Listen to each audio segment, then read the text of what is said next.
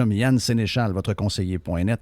Également en podcast un peu partout, incluant YouTube. Donc, Yann, t'es salué.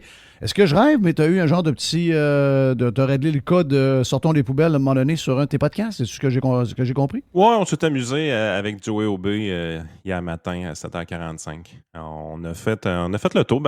On a vu la nouvelle que Radio X a avancé un peu dans ses demandes d'injonction.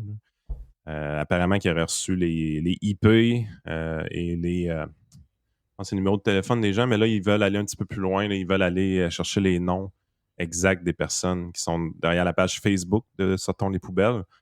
Parce que c'est Moi, je pense que c'est plus Twitter, parce que Facebook, ils l'ont déjà dans le procès dans ouais. lequel ils sont. Exact.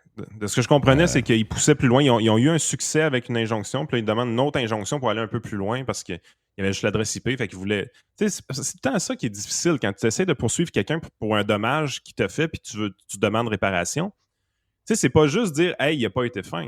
C'est de dire aussi, qui est-ce qui n'a pas été fin exactement? Parce qu'en tant que tel, est-ce que Sortons les poubelles est une corporation ou un OSBL qui a de l'argent dans ses coffres? La réponse est non. C'est pas une personne morale qui peut payer un chèque pour payer une diffamation. Fait qu'à ce moment-là, tu dois tenir les individus individuellement responsables du mal qu'ils ont fait. Fait que, tu sais, c'est un peu simple, c'est un peu difficile, autrement dit, d'identifier réellement, ouais, mais c'est telle personne qui a dit telle niaiserie avec le compte en arrière.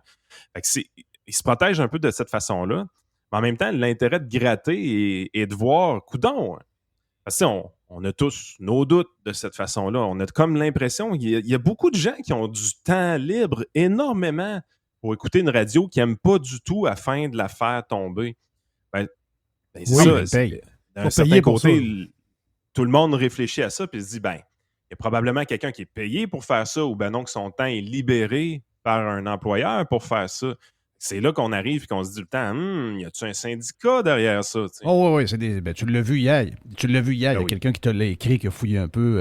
Puis moi, j'avais fait la même chose il y a quelques années. Puis j'avais découvert la même adresse. Donc, c'est sur la rue des Gradins. C'est un syndicat avec beaucoup de moyens qui utilise l'argent de ses travailleurs pour engager des gens qui écoutent des gens comme nous autres, puis faire des tweets diffamatoires, mensongers et tout ce que tu veux. Donc, juste pour attaquer, pour être certain que ce sont des gens qui disent pour la liberté d'expression. On le voit dans leur interdiction, en tout cas l'interdiction qu'ils demandent aux juges d'avoir des détails sur eux.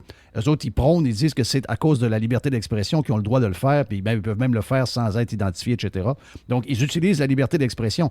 Sauf qu'ils nous plantent à tous les jours parce que la liberté d'expression que nous, on a, donc, les sujets que nous, on a, nos valeurs qu'on a, ne sont pas les leurs et ils veulent nous intimider. Ils veulent intimider les acheteurs de pub. Ils veulent que nos business crèvent parce que, justement, nous aussi, on exerce notre liberté d'expression, mais c'est juste que c'est pas la liberté d'expression qu'eux veulent entendre. Mon bug, il est là, moi. Moi, que des gens me critiquent, que des gens me traitent de pas intelligent, des gens me traitent de tous les noms. Si je suis capable de savoir c'est qui, j'ai aucun problème avec ça. Mais de voir qu'il y a des intimidateurs, des terroristes, des gens non identifiés qui attaquent entre autres nos clients, puis qui nous attaquent nous, puis qui ont même embarqué mes filles là-dedans. Excusez-moi, Patrick Lagacé, quand il embarque là-dedans, puis qu'il sert de ces gens-là pour faire des textes comme si c'était des gens crédibles, bien, il y a quelque chose de très, très, très, très dangereux et surtout très louche derrière ça.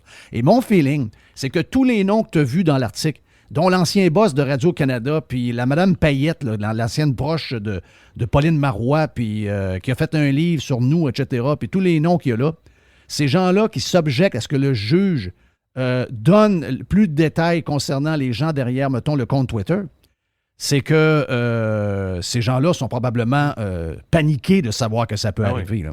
Je dis pas que c'est eux, mais je trouve ça très bizarre de voir que eux, ça les dérange. Écoute, c'est parce qu'à un moment donné, il y a matière à avoir réparation, dans le sens qu'ils se cachent derrière la liberté d'expression entre toi et moi. Là. Quand ils prennent une cote de toi et moi qui parlent en ondes ensemble ou qui on parle pendant la pandémie, puis qu'ils prennent cette cote-là, puis ils disent « Checkez-moi les caves ».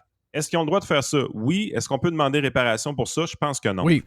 Dans ma tête, c'est pas ça qui est problématique. Par contre, quand tu pars à la chasse, à la réputation de gens qui ne font que commanditer une station de radio, tu es en train de faire deux choses. Tu attaques des réputations d'entreprises qui n'ont fait que placer de la publicité dans une radio. Donc, ça nuit à la rentabilité de ces entreprises-là. Et la deuxième chose, tu attaques la source de revenus principale d'une entreprise comme Radio X ou Radio Pirate en faisant ça. Puis même, je vais mettre même mon nom là-dedans, tu attaques ma crédibilité à long terme en le faisant. Donc, quand tu t'attaques à des revenus d'entrepreneurs, ces entrepreneurs-là ont une façon de se défendre, c'est de t'amener en cours puis de demander réparation pour les dommages subis. Puis dans le cas de Radio X, je veux dire, c'est assez facile de documenter la perte de revenus de leur côté qui a été fait en lien avec ces gens-là et avec le harcèlement qui est fait sur les commanditaires potentiels. Il y a des gens probablement qui voudraient mettre la pub à Radio X puis qui ne le font pas parce qu'ils ont peur de se faire intimider par ces crosseurs-là. Fait qu'à un moment donné, tu es dans une position où est-ce que le bout de la liberté d'expression, c'est pas ça le problème. Le bout, c'est où est-ce qu'il y a des tactiques qui viennent s'attaquer à la source de revenus principale d'entreprises établies, à la source de revenus principale aussi d'acteurs qui ne sont que chroniqueurs à cette antenne-là. Je veux dire, à un moment donné, là, on ne se fera pas de cachette. La journée que tu décides d'attaquer des gens comme nous, mais en passant par nos organismes professionnels. Moi, il y a des gens qui font des plaintes sans arrêt à Industrielle Alliance, qui font des plaintes sans arrêt chez Investia pour qu'ils me foutent à la porte. La raison pourquoi ça n'arrive pas, c'est que j'ai une bonne réputation dans l'industrie. Okay? C'est une peine perdue, eux autres, de leur côté. Mais je sais que ces plaintes-là sont déposées souvent, qui n'est pas mon employeur, parce que je ne suis pas un employé d'Industrielle Alliance, je ne suis pas un employé d'Investia. C'est un partenaire d'affaires, tout simplement. Et ils reçoivent des plaintes pour m'attaquer. Il y a eu des plaintes qui ont été déposées au fil du temps à la Chambre de la sécurité financière dans mon cas. Il y a même des plaintes qui ont été faites à l'Ordre des pharmaciens du Québec pour ma femme. Ça, c'est le bout aussi que c'est une ligne qui t'a pas franchir, là, d'attaquer la femme d'un chroniqueur. Là. Dégueulasse. C'est la famille, sérieusement. C'est dégueulasse. Tu sais, à un moment donné, l'idée derrière ça, puis elle a été blanchie, by the way. Là. C'est dégueulasse. Fait qu'à un moment donné, elle est toute chier, ma gang de tabarnak. Là. Je peux pas le dire plus simplement que ça. Tiens-toi. Mais ces gens-là, c'est des militants qui veulent faire tomber des entreprises. Puis leur objectif, c'est réellement d'attaquer les êtres chers des personnes qui donnent des chroniques en ondes, les êtres chers des animateurs de radio, parce qu'ils ne sont pas capables de faire taire ces gens-là. Tu sais, je veux dire, j'ai commencé à faire ma première chronique radio avec Dominique Moret en 2010. Là. Ça fait 12 ans que vous essayez que je ferme ma gueule.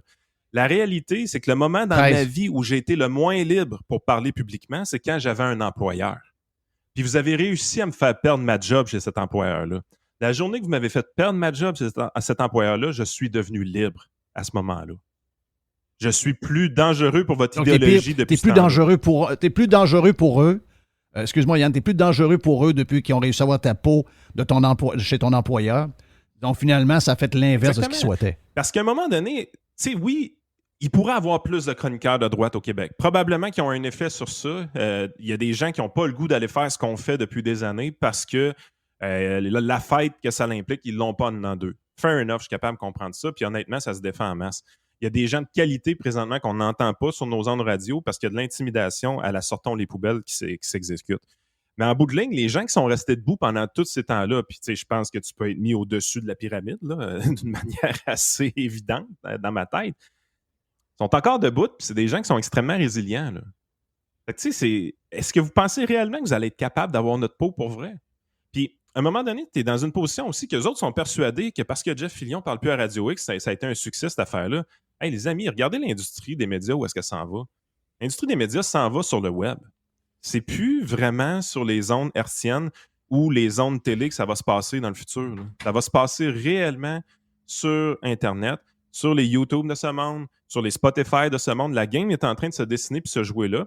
Puis tu dois immédiatement construire ton auditoire pour avoir un avantage concurrentiel dans le futur sur les autres. Joe Rogan, son histoire. Est-ce que Joe Rogan est réellement si exceptionnel que ça? La réponse est non. Par contre, il est un précurseur. Fait que la raison pourquoi aujourd'hui il domine et est capable d'avoir des invités comme Zuckerberg, comme Elon Musk, c'est d'abord et avant tout parce qu'il a été un précurseur, parce qu'il a été un des premiers à se construire un gros auditoire dans le moment où est-ce qu'il n'y avait pas beaucoup de compétition. Présentement, la compétition au niveau du podcasting est faible au Québec. Les gens qui sont en train de construire leurs entreprises là-dessus, puis pas juste nous autres, évidemment, on risque d'avoir du bien meilleur succès dans le futur que des entreprises comme Québécois. Je pense que c'est assez évident. Quelqu'un de l'industrie bien placé, nouvellement retraité, parce qu'il y a des observateurs, il y a des gens qui pensent que les gros joueurs que nous connaissons ont à peu près encore 5 ans pour survivre. Et après ça, c'est la fin de tout ce que nous connaissons depuis qu'on est au monde, finalement. Même si on sont devenus de plus en plus gros, on avait l'impression que c'était le contraire. On avait l'impression que jamais il allait finir par grossir. Et là, on le voit, on l'a vu depuis quelques semaines, puis on voit comment ça se passe. Mais on voit surtout, je veux dire, c'est même pas de leur faute nécessairement. Peut-être, oui, on dit souvent, ouais, mais s'ils écoutaient le monde, on le fait, là, l'analyse. Mais la réalité, c'est que les gens, ils sont plus. Les gens, ils sont carrément plus là. Je veux dire, qu'est-ce que tu peux faire contre ça? À un moment donné, quand les gens, de par, je ne sais pas trop comment c'est arrivé, mais je veux dire, si moi, j'ai besoin d'avoir une recette, puis je suis rendu sur TikTok au lieu d'être en train d'écouter Food Network, il y a quelque chose qui se passe. Là. Je veux dire, moi, je ne suis pas la clientèle cible pantoute pour être sur TikTok, et pourtant, c'est ce que je fais. Donc, comment tu fais pour empêcher le train de descendre quand il est rendu dans la côte? Moi, j'ai l'impression que tu ne peux rien faire, mais certains observateurs pensent que dans 5 ans, c'est terminé. Ah, je le crois. Je le crois honnêtement. Puis c'est pour ça qu'à un moment donné, t'es là, tu regardes leurs efforts qui sont déployés d'une manière concertée pour faire tomber des gens comme nous, puis de nous faire subir une forme de harcèlement, nous faire subir une forme d'intimidation. Puis en bout de ligne, au bout de 10-12 ans, on est encore debout. Là, je veux dire, on a appris à dealer avec ça. Honnêtement, si tu me donnes le choix, j'aimerais mieux pas avoir à dealer avec ça dans ma vie. Je trouve que c'est une perte de temps complètement inutile. Ça vient avec toutes sortes de trolling et tout ça, mais regarde, shit happens, là, tu vas avoir une carrière, entre guillemets, dans les médias, c'est ça qui doit arriver. Mais la réalité, c'est la suivante. Présentement, on a réussi à bâtir un petit podcast de notre côté, puis ce podcast-là, il est rentable. J'ai pas de subvention du gouvernement. Fait qu'allez tout chier. Vous me ferez pas tomber. Okay? Dealez avec moi, là, vous êtes pognés avec moi. Si ça vous fait chier ce que je dis, ben, deal with it. Okay? Parce que je vais continuer à le dire. J'ai eu plusieurs occasions de fermer ma gueule dans ma vie, puis je l'ai jamais fait. Je le ferai pas demain matin. Ça arrivera pas. Mais l'avenir est du côté de ces médias-là. Mais quand tu arrives, tu te dis, tous ces efforts-là qui sont déployés, à un moment donné, tu es là, tu te dis, c'est parce qu'il y a des lignes à ne pas franchir quand même, puis il doit y avoir réparation en cours. Puis les médias sociaux, présentement, je pense que c'est le plus gros problème qu'on a, c'est que c'est pas qu'il y a des gens anonymes. L'anonymat, c'est quelque chose de normal. Les comptes parodiques, c'est quelque chose de normal. Les gens qui sont contre tes idées, c'est quelque chose de normal. Les trolls, c'est quelque chose de normal. Par contre, la diffamation, c'est pas quelque chose de normal. Et c'est quelque chose qui doit être fighté, non pas chez Facebook ou Twitter ou YouTube, c'est quelque chose qui doit être fighté devant les tribunaux. Donc, à un moment donné, on devrait être capable d'avoir de l'information beaucoup plus facilement que ça de ces grands réseaux sociaux-là pour être capable d'attaquer quelqu'un qui a causé des dommages à une entreprise ou à un stream de revenus d'une personne physique. Puis ça, c'est la chose qui est la plus importante. Ça permettrait même à des gens comme Zuckerberg de mettre beaucoup de staff dehors en disant « Écoute, on va essayer d'arrêter de réglementer ou de contrôler ce qui se dit sur notre réseau. On va laisser les cours de justice s'arranger entre elles. Mais c'est l'affaire, c'est qu'on va collaborer très rapidement avec les gens qui ont besoin d'informations pour amener quelqu'un en cours. » Ça, c'est vraiment la voie de l'avenir, je pense, pour les réseaux sociaux, pour arrêter d'essayer de polisser eux-mêmes toutes les problématiques qu'ils peuvent avoir là-dessus. Parce que la diffamation, il s'en fait rien qu'un peu, là, on va se le dire. Puis quand on essaie, je pense qu'il y a des leçons aussi à retenir au niveau des organismes professionnels, que ce soit le Collège des médecins, que ce soit les organismes qui reçoivent des plaintes, justement, de chroniqueurs éventuels qui ont des licences, comme dans mon cas, en services financiers, en pharmacie, name it, là. Oui. Ces organismes-là, je pense qu'ils ont un apprentissage à faire de leur côté aussi pour dire, attends une minute, là. Il y a des gens, présentement, c'est au Québec, mais c'est partout ailleurs dans le monde aussi, là, qui se servent de ces corporations professionnelles-là pour faire du militantisme politique, pour faire taire un adversaire Marc politique. Lacroix contre Bolduc. C'est direct là, je m'en allais. Bolduc, c'est l'ami. On le voit sur des photos en train de traîner le pouce-pouce du dernier bébé de Catherine Dorion dans le journal. On sait que c'est un gars qui a essayé de se faire élire chez QS.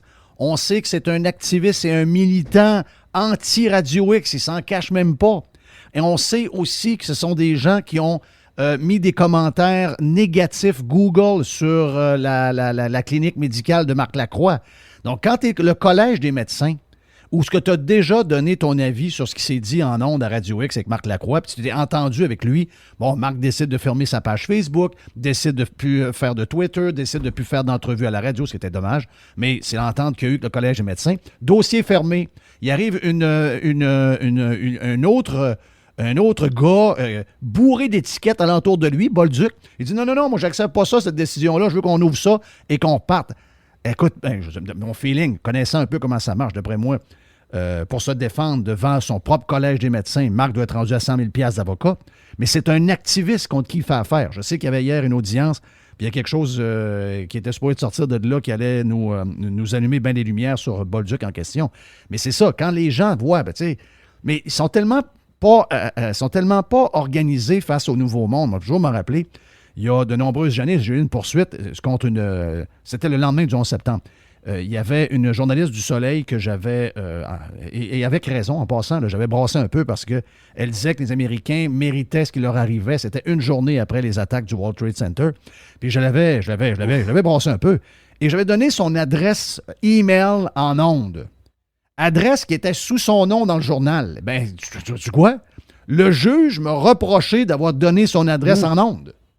Donc, souvent, ces organismes-là sont bizarres. Ouais, mais ça, c'est pas son adresse physique, là, son adresse courriel. Son adresse courriel qui était dans le journal. Mais ça, on parle à peu près de 2000. On parle de quoi? 2002, 2003. Là.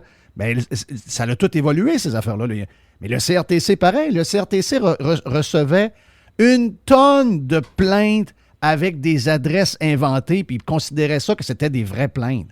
Ça leur a pris des années avant de trouver que, ah, ben oui, gadon, c'est même pas du monde qui existe. Il a fallu qu'on envoie du monde dans les adresses qui étaient marquées dans les plaintes, qui étaient des plaintes inventées, pour se rendre compte qu'il n'y avait pas de gens qui restaient là, que cette adresse-là n'existait même pas. Donc, mais ça leur a pris des années. C'est la même chose pour essayer de voir bien loin que le gars qui rentre là, c'est un activiste, puis c'est un gars qui a un agenda. Il me reste quelques minutes, Yann. Je vais te parler. On est là-dedans, on est dans les médias, puis les changements qui sont en train de s'effectuer. Et là, ben, avec ce qu'on a vécu la semaine passée, il y a toute l'histoire là, des médias, justement, là, comme les médias sociaux, donc qui utilisent de plus en plus les médias eux-mêmes pour se faire connaître. On le fait nous autres mêmes. Il y a toujours le bout que je n'ai pas compris, parce que hier, Google a menacé, il n'a pas menacé, Google a dit, écoutez bien, ce qu'on va faire, c'est qu'on va faire un test avec 4-5% de nos utilisateurs quelque part au Canada, et on va à eux bloquer les nouvelles. Donc, si vous mettez des nouvelles, on va les bloquer, puis on va faire ce qu'il faut, parce que si jamais la loi, je pense que c'est C-18 ou quelque chose de même, passe, bien nous autres, c'est de même qu'on va fonctionner. Et là, tout bonnement, c'est sûr que c'était une patente de même qui allait arriver en passant, là.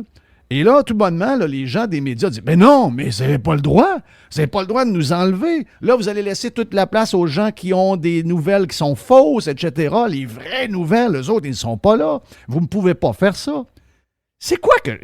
Moi, j'étais dans les médias toute ma vie, Yann. Mais ce bout-là, je ne le comprends pas. Je sais que tu es un gars plus brillant que moi. Il y a quelque chose là-dedans que tu dois comprendre que moi et les auditeurs, on ne comprenne pas, là. Ah, c'est du corporatisme à l'état pur, dans le sens que c'est un vol en plein jour que les médias ou les grands réseaux de médias essaient de faire. Ils essaient de voler en plein jour les revenus des gros réseaux sociaux et en bout de ligne, du même coup, essayer de nuire à leur nouvelle compétition qui est des très petits joueurs canadiens ou québécois qui concurrencent ces médias-là maintenant.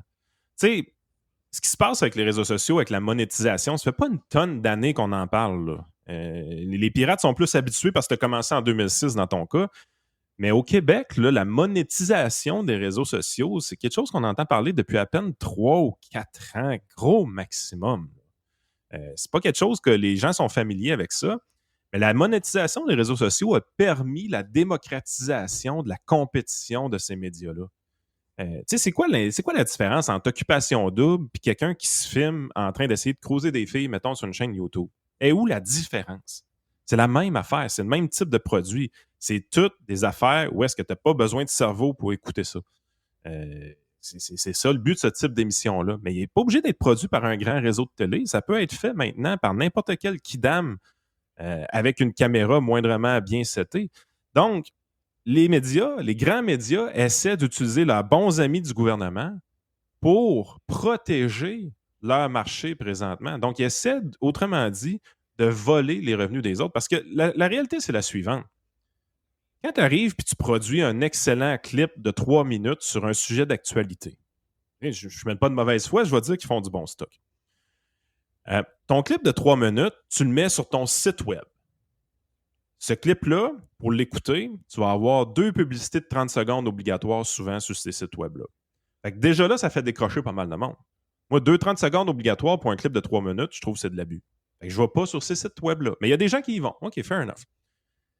Mais Tu prends ton lien de ta page web, puis pour inciter les gens à venir voir ton vidéo, tu vas mettre un titre clickbait, tu vas mettre une image clickbait, tu vas mettre ça sur les réseaux sociaux en espérant que les gens cliquent, puis se tapent les 2 publicités obligatoires de 30 secondes que tu as avant la vidéo. Qu'ils regardent la vidéo ou pas, c'est pas important. C'est les 2 publicités de 30 secondes que tu veux qu'ils regardent. Ben, c'est des publicités que tu as vendues toi-même, puis tu n'as absolument pas partagé tes revenus avec Facebook ou Twitter quand tu fais quelque chose comme ça. La rétaliation, si on veut, de ces réseaux-là, c'est de pénaliser dans l'algorithme. Si tu fais juste partager des liens, même si tu as 500 000 personnes qui te suivent, tu n'auras pas vraiment de distribution sur les réseaux parce qu'ils disent « Hey, attends une minute, tu utilises ma plateforme pour garder les revenus juste pour toi. » Ça ne marche pas. Fait que l'algorithme traite ça de cette façon-là. Mais qu'est-ce qui empêche ces grands réseaux de télé-là de mettre le même clip vidéo, de le laisser sur leur site web, ils ont le droit de faire ça sur leur site web, mais de prendre le même vidéo et de le mettre sur YouTube, le mettre sur Facebook, directement hébergé par ces plateformes-là. À ce moment-là, là, Facebook puis YouTube, ils n'ont pas besoin du gouvernement pour les obliger à partager les revenus. Les processus existent déjà. Ils vont partager naturellement les revenus avec les annonceurs. Les processus sont déjà en place. La seule affaire qu'ils disent, c'est non. Si tu mets ton lien pour amener les gens sur ton site, j'ai pas d'affaire à te partager des revenus. Ben, c'est ça que je comprends. Mais c'est quoi qu'eux comprennent pas? Pourquoi on le comprend tous, sauf eux? Je pense qu'ils comprennent, mais ils sont assez confiants que leur copinage avec les politiciens est suffisant pour que le lobbying fonctionne et qu'éventuellement, ils soient capables de voler les géants américains. Et allez pas penser que les géants américains ne sont pas capables de répliquer. Là. Puis la vraie personne qui se fait voler dans cette histoire-là, c'est le consommateur en bout de ligne, si ça l'arrive. Parce que ces sites de nouvelles-là, ils vont être moins disponibles sur les réseaux sociaux, puis on n'ira pas les voir. Puis oui, ça va donner plus de place aux petits joueurs de concurrencer. Mais moi, je vois jamais rien de... Je suis quand même beaucoup sur le web. Je vois rien de Google qui me suggère des nouvelles. Je vois rien de... Oh. J'ai Apple News sur mon téléphone qui le fait. Là. J'ai Flipboard qui le fait aussi sur mon téléphone encore. Sur Facebook, si je suis pas, je suis pas Journal de Québec, je suis pas TVA, j'ai pas ces affaires-là. J'ai pas sur mon Facebook, j'ai pas ce genre de nouvelles-là. Je vois rien de ça. C'est quoi? Il y a une pause que je comprends toujours pas. Là. On dirait que c'est comme si Facebook vole une nouvelle qui est protégée par un paywall, le met sur Facebook. Non. Nous autres, on le voit tout. C'est sa pub à Facebook qui joue. Je dis, mais non, mais c'est pas ça par tout qui se passe. Ils peuvent déjà faire un paywall, hein, by the way, le Journal de Montréal, le Journal de Québec sur Facebook. Tu es capable de demander un abonnement puis de partager des trucs juste à tes abonnés. À ce moment-là, ils pourraient avoir le texte intégral de leur journal pour être mis sur Facebook avec la photo de leur journaliste, puis il n'y aurait absolument aucun problème. Puis il y aurait un abonnement qui serait payé directement à sa plateforme. Tu sais quoi le problème? C'est qu'il y aurait une cote qui serait laissée à Facebook ou à Twitter ou à YouTube. Parce que si tu as des abonnements, tu laisses YouTube, je pense que c'est comme 30% que tu laisses à YouTube. Facebook, pour l'instant, ils prennent pas de cote, mais on se doute que ça va être 30% éventuellement dans le futur de leur côté. Mais c'est toutes des choses que tu peux faire. Les setups existent déjà. Mais ils les utilisent pas. Ils les utilisent pas parce que s'ils les utilisaient, ils ne seraient pas capables de négocier avec le gouvernement des lois comme C-18. Mais la réalité, là, c'est que tout ce que ces réseaux-là demandent, Facebook, YouTube, Twitter, ils demandent juste une chose aux grands médias. Si tu veux monétiser tes choses sur mon site web, sur ma plateforme, go for it, mon homme. Mais mets-les sur ma plateforme. Exact. Ben oui. Mets-les pas sur ton site à toi. Mais je pense qu'on a affaire à une gang de politiciens qui ne comprennent pas trop comment ça se passe. Tu sais, je comprends ton point qu'ils savent un peu puis ils essaient juste de voler carrément des gens qui font beaucoup d'argent. Mais j'ai l'impression qu'il y a une gang d'idiots là-dedans aussi. Jerry, tu voulais rajouter quelque chose? Non, c'est beau. Ouais. OK, je pensais que tu voulais... Hey, je sais qu'on va s'en reparler probablement lundi. Yann, il faut qu'on prenne quelques minutes lundi pour parler de Fitzgibbon. Le vrai ou le faux? Oui, le vrai ou le faux? Le faux est très drôle. Ça, c'en est un que je connais pas, ça. Je sais pas qui est derrière ce compte-là. Je le sais, moi. En tout cas, toi, tu le sais, j'imagine. Donc, voilà. Je savais bien quelqu'un pas loin. Je t'ai texté tantôt.